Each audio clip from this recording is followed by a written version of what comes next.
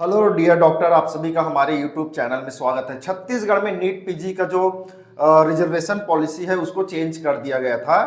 तो उसके खिलाफ जो कोर्ट है, हाई कोर्ट छत्तीसगढ़ की, उसमें केस चल रहा था कि छत्तीसगढ़ में जो एमबीबीएस किए हैं, जो यहाँ के डोमिसाइल के जो डॉक्टर्स हैं, उनको पीजी में रिजर्वेशन मिलना चाहिए। क्योंकि काफ़ी सारे ऐसे स्टेट है, क्लोज स्टेट है, जैसे एमपी है, काफ़ी सारी स्टेट है जहाँ 100% रिजर्वेशन है, जबकि हमारे छत्तीसगढ़ में जो 50% भी रिजर्वेशन है उसको भी हटा के 15% रिजर्वेशन कर दिया गया था, जिसके खिलाफ कोर्ट में केस चला। और फिलहाल के डेट में छत्तीसगढ़ के लिए खुशखबरी है कि छत्तीसगढ़ के जो स्टूडेंट है वो केस जीत गए हैं। तो छत्तीसगढ़ राजपत्र के नाम से एक नया पीडीएफ सीजीटीएमई के वेबसाइट में आया है। क्या क्या लिखा है इसमें और क्या क्या जो चेंजेस आया है उसके बारे में अगर हम बात करें, तो जो पुराना जो रिजर्वेशन पॉलिसी था, जैसे जो 50% जो स्टेट के जो बच्चे हैं प्राइवेट कॉलेज में वो पार्टिसिपेट कर सकते हैं, और 50% जो रहता है वो ओपन रहता है, उसका अलग प्रोसेस रहता है। जो रिजर्वेशन है वो 50% में रहेगा।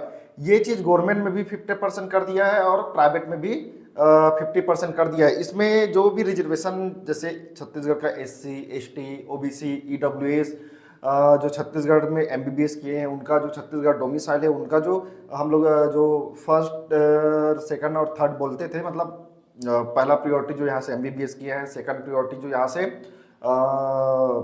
डोमिसाइल है उनको मिलता था, तो उस हिसाब से फिर से रिजर्वेशन रहेगा। और जो सीट मैट्रिक्स है वो चेंजेस आने वाली है।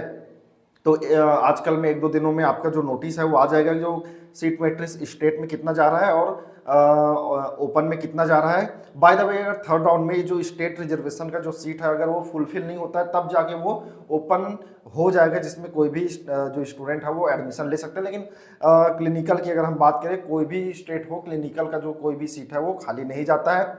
दूसरा, अगर हम बात करें, अगर आप छत्तीसगढ़ से हैं, छत्तीसगढ़ में रायपुर में हमारा ऑफिस है, अगर आप अपना पेड काउंसलिंग करवाना चाहते हैं, चाहे गवर्नमेंट कॉलेज के लिए हो, चाहे प्राइवेट कॉलेज के लिए हो, चाहे आप NRI कोटा में, या फिर अगर आप नॉन क्लिनिकल जो ब्रांचेस है उसमें काफ़ी कम फीस में एडमिशन हो रहा है, क्योंकि उसका डिमांड कम है नॉन क्लिनिकल का, तो आपका नॉमिनल फीस में भी आपका एडमिशन हो जाएगा। आपको कॉलेज का जो ट्यूशन फीस वगैरह उसको देना नहीं पड़ेगा। तो उसका भी हमारे पास काफ़ी सारे कॉलेजेस का सीट वगैरह है, काफ़ी उसमें भी गाइडेंस वगैरह कर देंगे। अदरवाइज अगर आप दूसरे स्टेट वगैरह में आप एडमिशन के लिए कॉलेज देख रहे हैं तो उसमें भी अपन एडमिशन करवाते हैं। ये जो नोटिस है ये CGDME के वेबसाइट में आया है, जिसमें जो भी प्रक्रिया है, जो भी रिजर्वेशन पॉलिसी है उसके बारे में ऊपर से आपको बताया। लेकिन अगर आप 2019 का 2021 का जो CGDME का जो मेन नोटिस है उसमें आप जो भी रिजर्वेशन पॉलिसी जो पहले था उसी को फिर से ला दिया गया है, तो उसको आप पढ़ सकते हैं। उसको मैं टेलीग्राम ग्रुप में भी शेयर कर दूंगा। बाकी कोई भी डाउट रहेगा, कुछ भी अगर आपको पूछना है, तो कॉन्टैक्ट नंबर दिया गया है, वहां से आप कॉन्टैक्ट कर सकते हैं। मिलते हैं दोस्तों न्यू इन्फॉर्मेटिव वीडियो के साथ, तब तक के लिए जय हिंद।